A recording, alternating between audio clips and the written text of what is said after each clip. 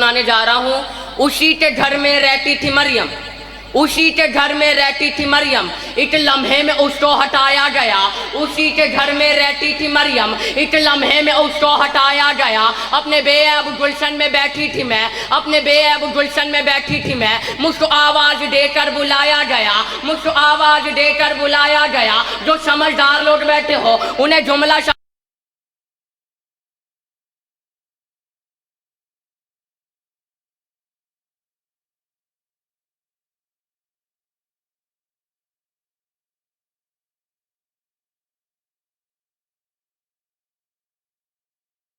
اس کو حیدر ملا, اس کو عیسیٰ ملا, مجھ کو حیدر ملا. میرا مریم سے منصب برایا گیا, میرا مریم سے منصب برایا گیا. وہ ہلاٹی کھجورے کو گرتے شمر, وہ ہلاٹی کھجورے کو گرتے شمر. اگر اس جملے پہ نہ بولے تو اپنے دل میں خواہش لے کے چلا جاؤں گا کہ آپ کو جملہ سمجھا نہیں پایا. وہ ہلاٹی کھجورے کو گرتے شمر, اس کا بیٹا وہ تمر کھاتا رہا اور میں 3 دن اللہ کی مہمان بنی, میرا کھانا بھی جنت سے. بآواز بلند تر صلوات. کہ شرم نہیں آتی اس دنیا کو, سارا سال شور مچاتے ہیں, کچھ فرق نہیں, کچھ فرق نہیں, کچھ فرق نہیں. لیکن باقی 3 میں سے کسی کا یوم ولادت تو مناتے دکھا, کسی اور کا یوم ولادت تو مناتے دکھا.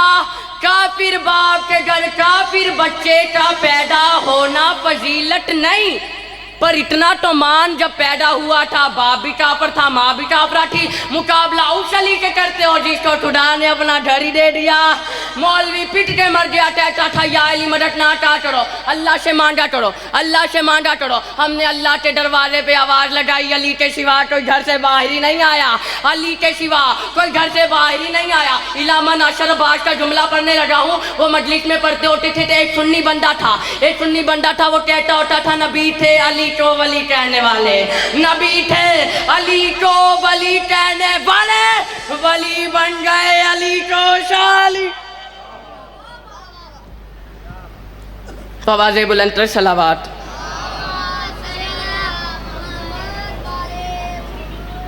کی کتاب الفاروق لکھی کس نے؟ مولانا شبلی نعمانی نے.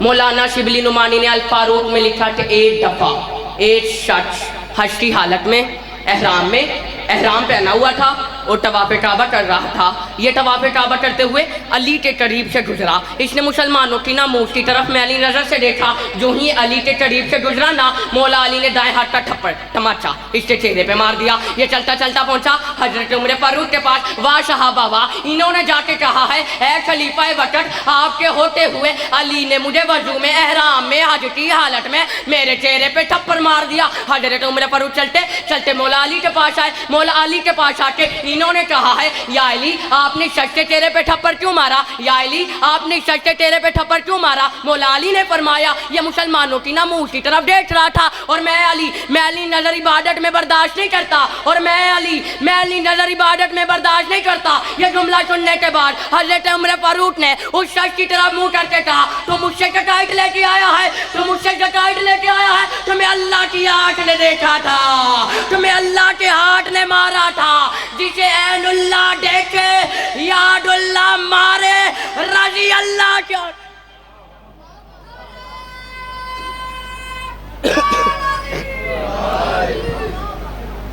کہ اللہ کو سجدہ اللہ کی وجہ سے نہیں ہوا, اللہ کو سجدہ ہوا ان کی وجہ سے.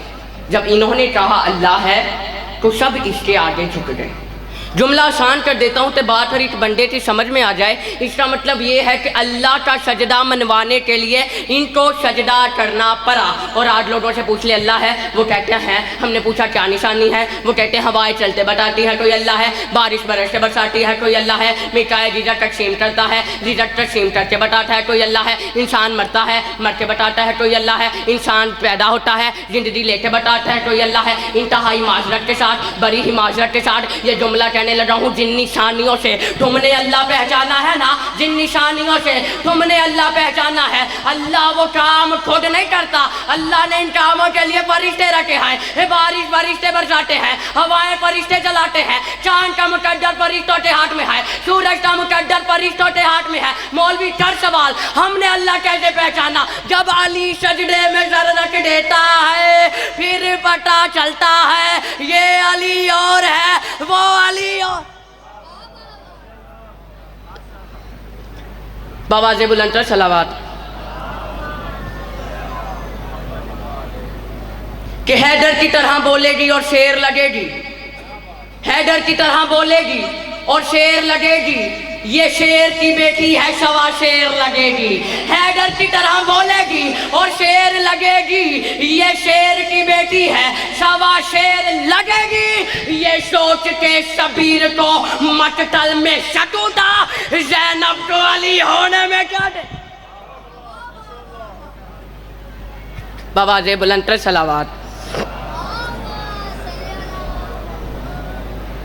کربلا کے میدان میں فوج یزید نے کہا ہم 9 لاکھ ہیں، تم 72 ہو، تم ہمیں کیسے مارو گے؟ تم ہمیں کیسے مارو گے؟ مولا غازی عباس کو جلال آیا، مولا غازی عباس نے فرمایا حسین چاہے پھر میں تم کو، حسین چاہے پھر میں تم کو یہیں پہ محشر سجا کے ماروں، حسین چاہے پھر میں تم کو یہیں پہ محشر سجا کے ماروں، فلک کا سورج تلی پہ رکھتے، فلک کا سورج تلی پہ رکھتے، تم کو اس میں جلا کے ماروں، تم کو اس میں جلا کے ماروں۔ اور غازی فرماتے ہیں سجا کے کربو بلا میں خیبر، سجا کے کربو بلا میں خیبر، فلک کی جانب سے آ کے ماروں، اور اگر میں چاہوں تمہیں مٹا دو مٹا کے پھر میں بنا کے ماروں۔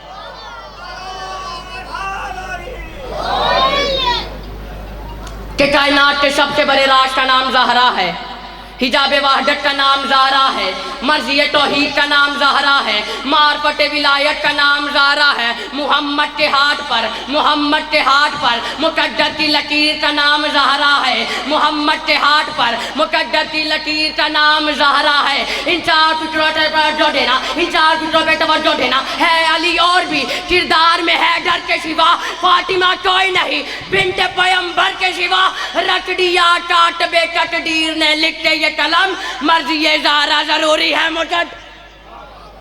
بس عزادارو چند جملے مصائب کے،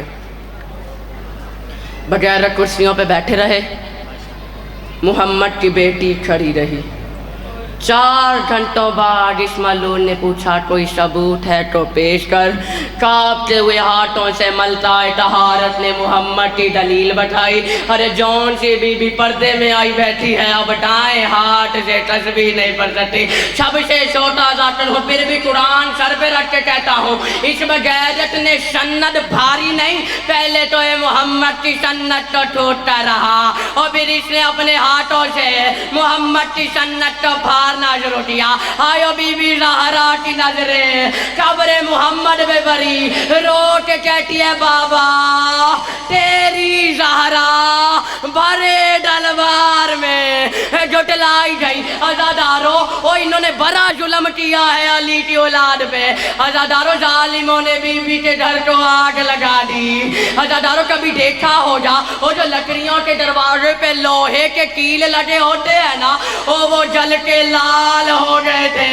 عزادارو اور بی بی فاطمہ زہرا دروازے کے پیچھے کھڑی تھی، دروازے کو آگ لگی ہوئی تھی۔ عزادارو ان کمینوں میں سے کسی نے دروازے تو ٹانگ ماری، آگ سے بھرا ہوا دروازہ اور بی بی کے اوپر گرا۔ بی بی رو کے کہتی ہے اماں فضا میرا محسن مارا گیا، آئے اماں میرا، آئے اماں فضا میرا محسن مارا گیا، آئے اماں میرا محسن۔